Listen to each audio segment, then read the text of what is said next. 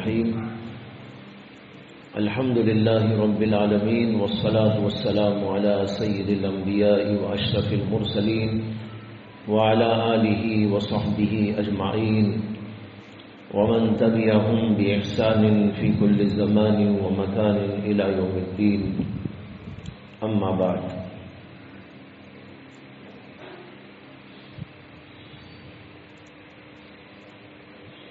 اس وقت ایک بات ذہن میں آئی اور وہ یہ ہے کہ انسان کی صفات میں سے ایک بہترین صفت نرم خوئی یعنی نرمی لطافت اس کے اندر ہونی چاہیے.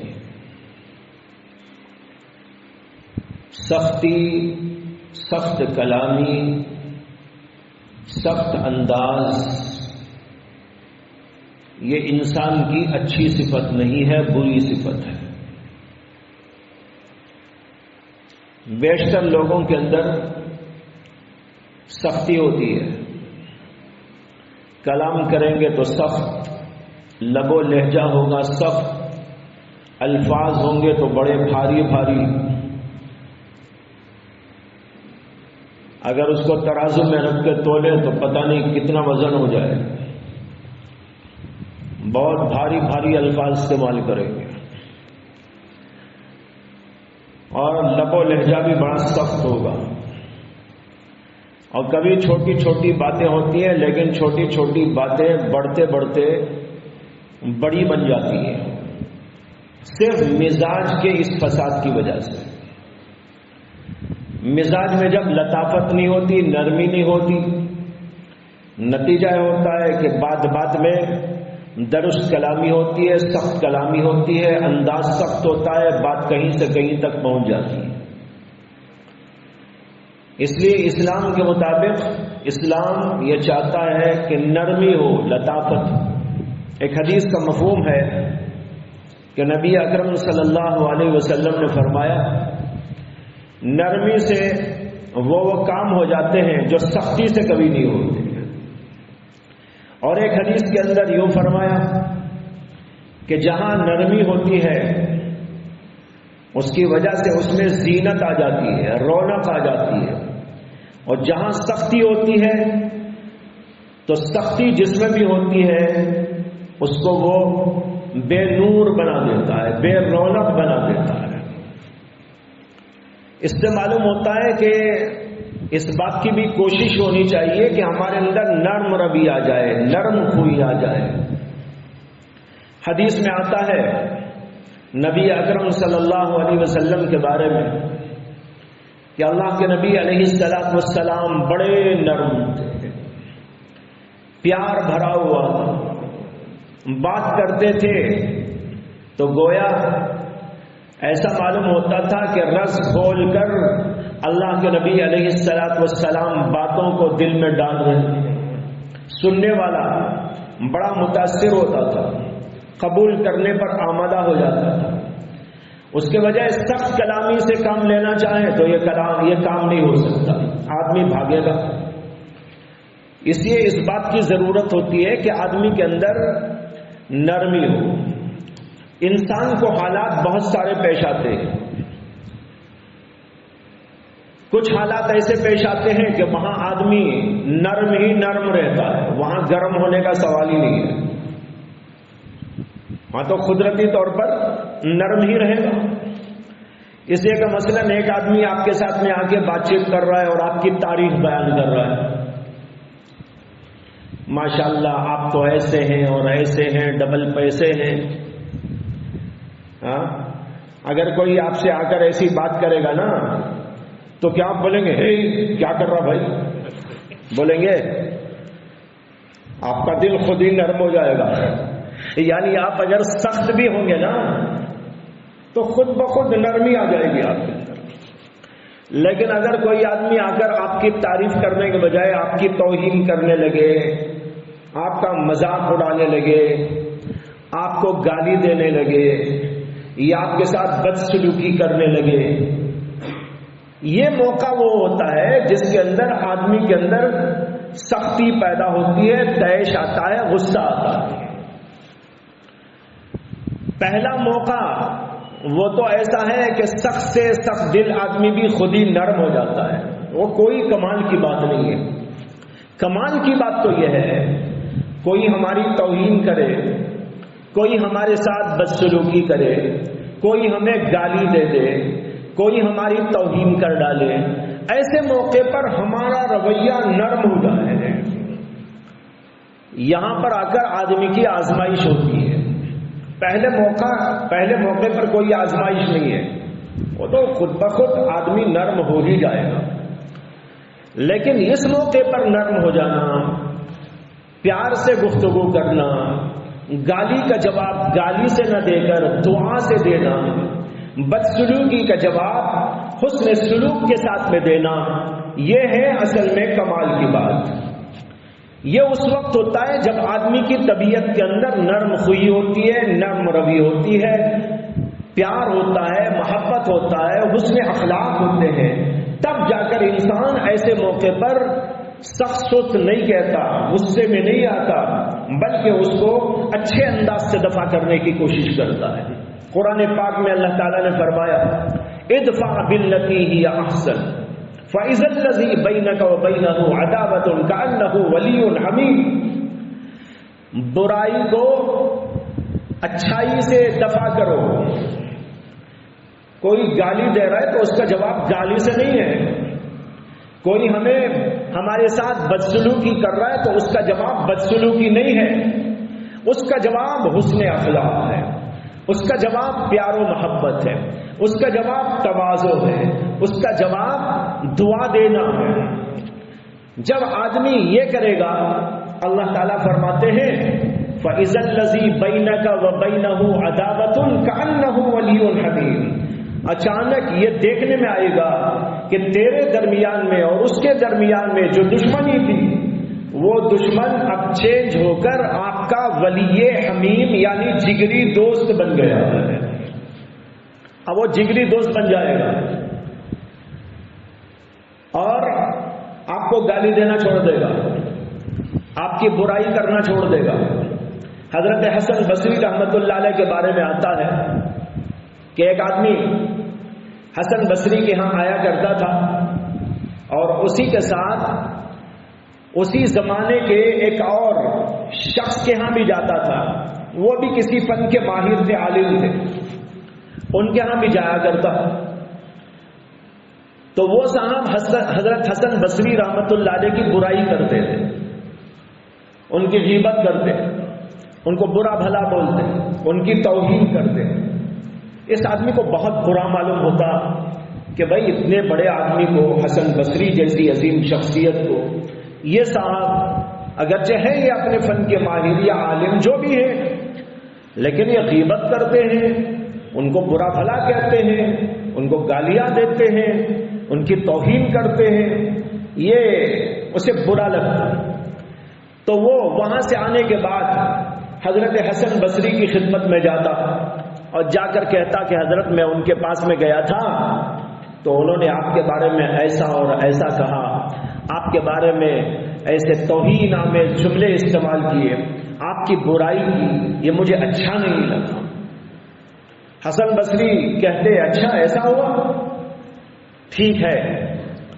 اس کے بعد حسن بصری اٹھتے اور اسے ایک تحفہ لا کر دیتے اور کہتے بھائی جب تم ان کی خدمت میں جاؤ نا تو میرا یہ ہدیہ ان کو دے دینا۔ دیکھ رہے گالی کا جواب تحفے سے دیا جا رہا ہے، بدسلوکی کا جواب حسن اخلاق سے دیا جا رہا ہے۔ اب وہ آدمی لے جا کے دے دیا، حکم تھا حضرت حسن بصری کا کہ دے دینا۔ ایک بار ایسا ہوا، دو بار ایسا ہوا، جب بھی انہوں نے برائی کی حسن بصری کو اس نے سنایا تو حضرت حسن بصری تحفے میں کچھ نہ کچھ بھیج دیتے، کبھی کوئی کھانے کی چیز بھیج دی، کبھی کوئی استعمالی چیز بھیج دی، کبھی روپیہ پیسہ بھیج دیا، جو میسر آیا وہ ان کی خدمت میں بھیج دیتے۔ یہ سلسلہ چند بار ہوتا رہا۔ اس کے بعد اس نے دیکھا کہ ان کا مزاج بدل گیا ہے، اب وہ برائی کرنے کی جگہ کچھ دنوں تک تو خاموشی تھی، آپ برائی ہی نہیں کرتے ان کی، اور پھر کچھ دنوں کے بعد اچھائی شروع کر دی۔ بھائی حسن بصری بہت اچھے آدمی ہیں، ان کا تو کوئی جواب نہیں، ان کے علم کا کیا کہنا، ان کے تقوی کی کیا بات ہے، ان کا حسن اخلاق کیا اچھا ہے، یہ تعریف کرنا شروع کر دیا۔ حضرت حسن بصری کے پاس وہ آدمی آیا اور کہنے لگا کہ حضرت وہ صاحب پہلے تو آپ کی برائی کرتے تھے، اب ماشاءاللہ آپ کی تعریف کرنے لگے ہیں۔ حسن بصری کہتے اچھا ٹھیک ہے۔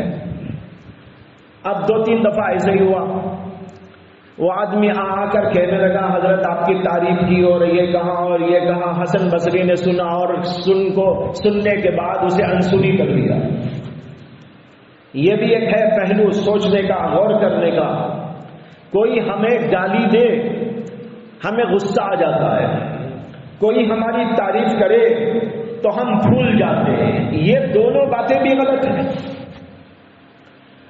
اگر کوئی ہماری برائی کرتا ہے تو ہمیں سوچنا چاہیے کہ بھئی میں تو برا ہوں ہی، کیا میرے اندر برائی نہیں ہے؟ کیا میں دودھ کا دھلا ہوا ہوں؟ کیا میرے اندر کوئی خامی نہیں ہے؟ اگر فلاں صاحب نے میری برائی کر دی تو کیا غلط کر دیا؟ ٹھیک ہی کیا ہے انہوں نے۔ چنانچہ بعض بزرگوں کے بارے میں آتا ہے کہ ان کی جب کسی نے برائی کی تو انہوں نے کہا بھائی آپ کو تو اتنا ہی معلوم ہے میرے بارے میں، اگر میری پوری حقیقت آپ کو سمجھ میں آ جائے، معلوم ہو جائے تو پھر تم جو ہے آپ میرے سے گفتگو بھی نہیں کریں گے، میرے پاس بھی نہیں آئیں گے۔ میں تو بہت برا ہوں، اللہ نے میرے اوپر پردہ ڈال رکھا ہے، میرے گناہوں پر پردہ ڈال رکھا ہے، میرے عیوب پر پردہ ڈال رکھا ہے، اس لیے آپ میرے سے گفتگو کرنے آئے ہیں، بات چیت کر رہے ہیں، اپنے پاس میں مجھ کو بٹھایا ہے۔ اگر میرے سارے عیوب آپ کے سامنے کھل جائیں تو پھر تو آپ میرے اوپر لعنت کرتے ہوئے چلے جائیں۔ اللہ اکبر۔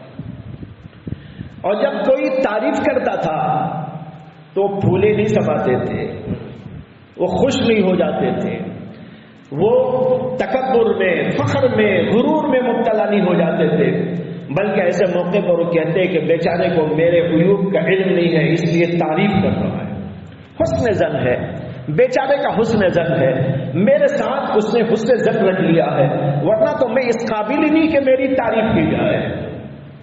تو حسن بصری نے اس کی طرف سے یہ بات سننے کے بعد کہ ان صاحب نے اب تعریف شروع کر دی ہے، اس کو سنا انسنی کر دیا۔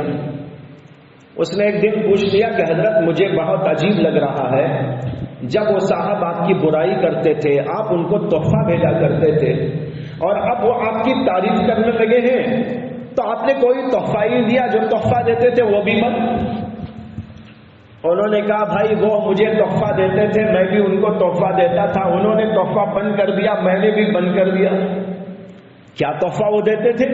انہوں نے کہا جب وہ میری غیبت کرتے تھے یا برائی کرتے تھے تو ان کی نیکیاں میرے آخرت کے اکاؤنٹ میں پڑ جاتی تھی،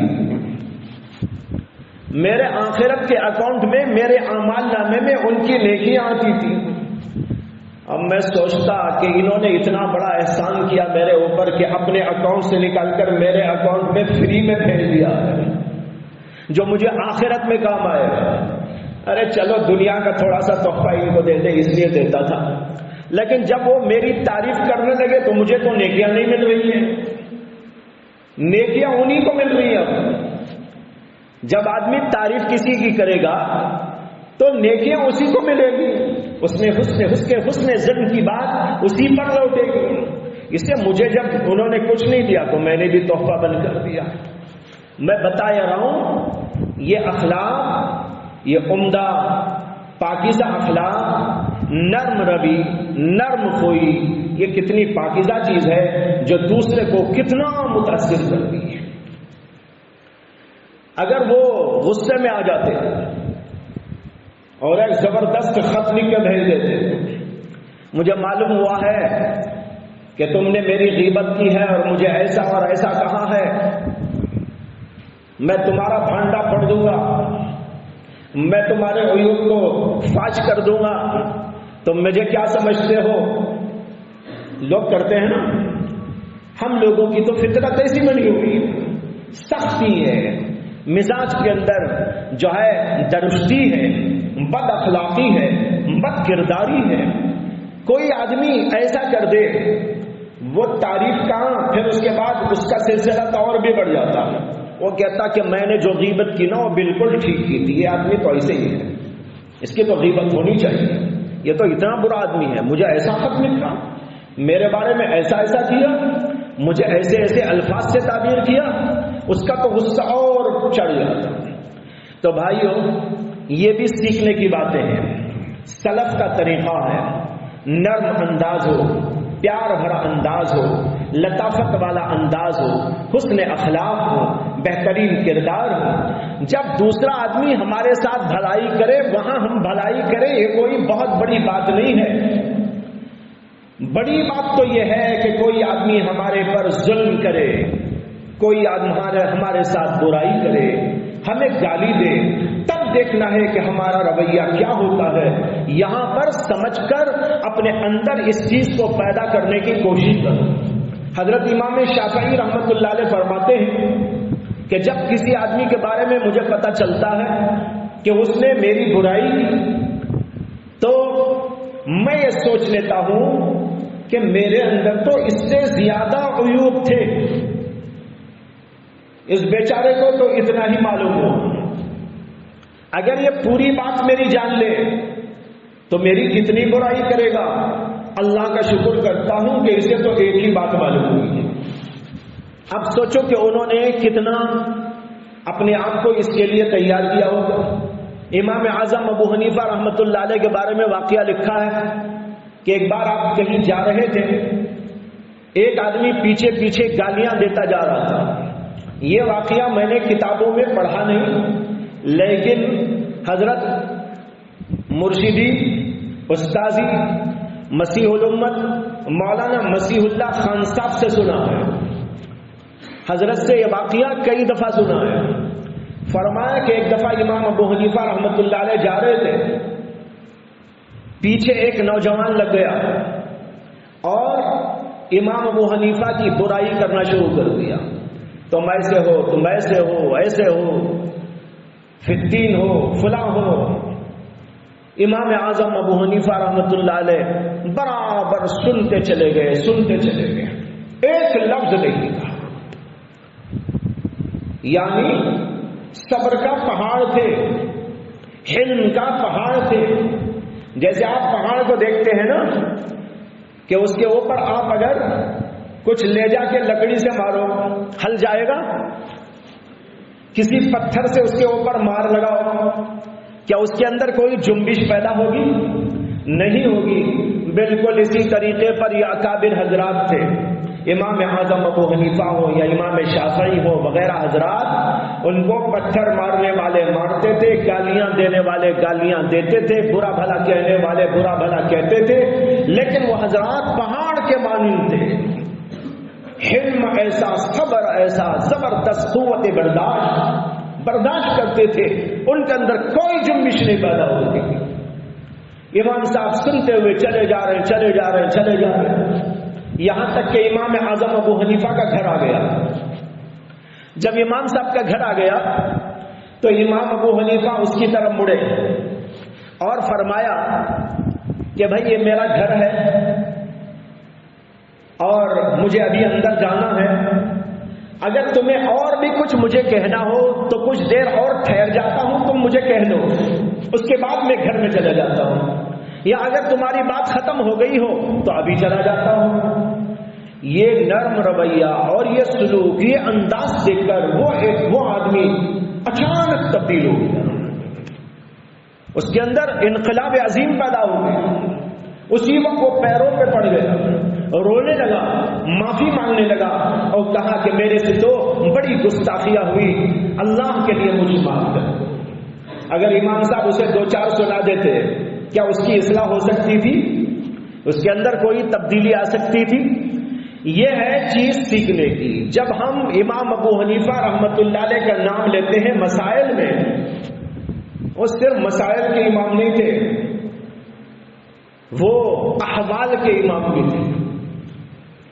ایک ہوتے ہیں مسائل نماز کے، روزے کے اور مختلف ابواب فقہیہ کے، ہم وہاں تک امام صاحب کو محدود کر دیتے ہیں، لیکن وہ ہمارے لیے اخلاق کے اندر، احوال کے اندر، کردار کے اندر، زندگی کے اور مسائل کے اندر، اس کے اندر بھی قدوہ تھے، امام تھے ہمارے لیے.